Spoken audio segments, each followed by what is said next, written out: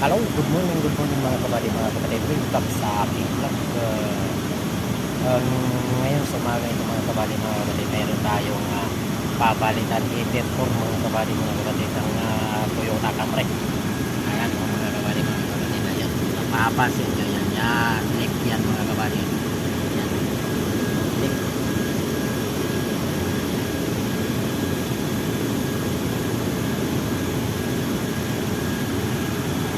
Heater for mga kapatid, itong heater for mga kapatid. So kasama dyan yung AC cooling point mga kapatid. So ganun pa man, kaya tanggal na, lilinisin na lang natin mga kapatid. Tingnan nyo naman yung mga kapatid dito sa Saudi Arabia mga kapatid. Walang cleaning dito mga kapatid. Napababa lang yung evaporator ito mga kapatid.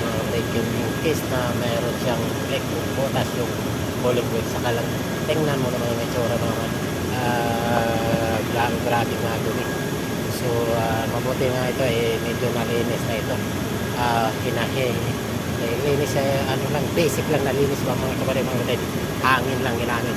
So ngayon natin nga ito i-dismantlingin, ating